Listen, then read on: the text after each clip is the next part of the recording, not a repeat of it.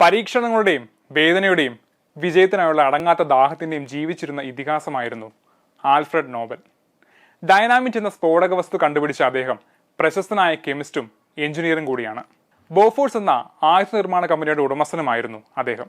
Steel manufacturing കമ്പനിയായിരുന്ന ബോഫോഴ്സിനെ ആയുധ നിർമ്മാണ മേഖലയിലേക്ക് തിരിച്ചത് ആൽഫ്രഡ് നോബലായിരുന്നു. ഡൈനാമിറ്റിന്റെ കണ്ടുപിടുത്തം നോബലിനെ കോടീശ്വരനാക്കി. അദ്ദേഹം തന്റെ വിൽപത്രത്തിൽ പറഞ്ഞിരിക്കുന്ന പ്രകാരം അദ്ദേഹത്തിന്റെ സമ്പാദ്യത്തിൽ നിന്നുമാണ് ഇന്ന് നോബൽ സമ്മാനങ്ങൾ നൽകപ്പെടുന്നത്.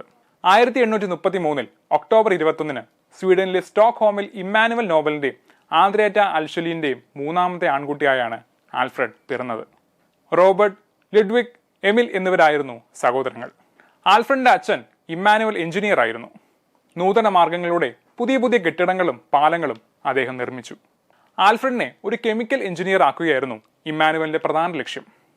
ഉപരിപഠനത്തിനായി ഇമ്മാനുവൽ ആൽഫ്രഡിനെ പാരീസിലേക്ക് അയച്ചു. ആൽഫ്രഡിന്റെ ജീവിതത്തിന് പ്രധാന വഴിത്തിരിവായി മാറിയത് അവിടെയായിരുന്നു. പാരീസിൽ പ്രശസ്ത കെമിക്കൽ എഞ്ചിനീയറായ TJ പെലോസിന്റെ സ്വകാര്യ ലബോറട്ടറിയിലെ ജോലി ആൽഫ്രഡിനെ കെമിക്കൽ എഞ്ചിനീയറിംഗിന്റെ പുതിയ മാനങ്ങൾ നേടിക്കൊടുത്തു. പെലോസിന്റെ ലാബിൽ തന്നെ ജോലി ചെയ്തിരുന്ന അസ്കാനിയ സൊബ്രറോയായുള്ള സഹവാസം ഒരു പുതിയ യുഗത്തിന് തുടക്കമായിരുന്നു. ഇറ്റലിക്കാരനായിരുന്ന സൊബ്രറോ നൈട്രോഗ്ലിസറിൻ എന്ന ഉഗ്രസ്ഫോടന ദ്രാവകം കണ്ടെത്തിയ ആളായിരുന്നു. നൈട്രോഗ്ലിസറിന്റെ പരീക്ഷണങ്ങൾ വളരെയധികം അപകടകരമായിരുന്നു. എന്നാൽ ആൽഫ്രഡ് ഈ ദ്രാവകത്തിൽ വളരെയധികം താല്പര്യം കണ്ടെത്തി. കെട്ടിട നിർമ്മാണ മേഖലയിൽ നൈട്രോഗ്ലിസറിൻ സുരക്ഷിതമായി ഉപയോഗിക്കുന്നതിനെ കുറിച്ചായിരുന്നു അദ്ദേഹത്തിന്റെ പരീക്ഷണങ്ങളൊക്കെയും. നൈട്രോഗ്ലിസറിനെ സുരക്ഷിതമായ സ്ഫോടന വസ്തുവായി മാറ്റാനുള്ള ആൽഫ്രഡിന്റെ അടങ്ങാത്ത അഭിനിവേശം ഒരിക്കൽ ഒരുപാട് ആളുകളുടെ മരണത്തിനിടയാക്കി. അതിലൊരാൾ ആൽഫ്രഡിന്റെ ഇളയ അനുജൻ എമിലായിരുന്നു. അതിന്റെ പ്രത്യാഘാതമായി സ്വീഡൻ ഗവൺമെന്റ് അദ്ദേഹത്തിന്റെ പരീക്ഷണങ്ങൾ സ്റ്റോക്ക്ഹോം നഗരത്തിന്റെ പുറത്തു മാത്രമാക്കി വിലക്കേർപ്പെടുത്തി. 1866 ശുദ്ധമായ മണൽ ചേർത്ത് നൈട്രോഗ്ലിസറിനെ സോളിഡ് സ്റ്റേജിൽ സൂക്ഷിച്ചാൽ വളരെ സുരക്ഷിതമായി കൈകാര്യം ചെയ്യാമെന്ന് അദ്ദേഹം കണ്ടെത്തി.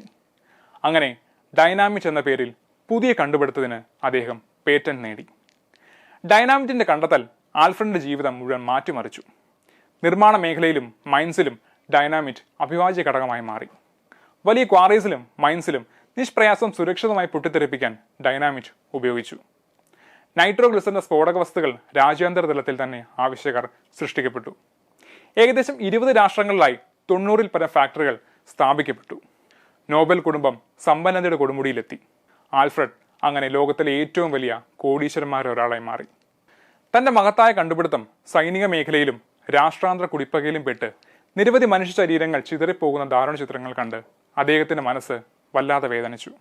തന്റെ കണ്ടുപിടുത്തം ഒരു ജനതയുടെ നാശം സൃഷ്ടിക്കുന്നത് കണ്ട അദ്ദേഹം അവസാന കാലങ്ങളിൽ വേദനയോടുകൂടി സന്യാസതുല്യമായ ജീവിതമാണ് നയിച്ചത്.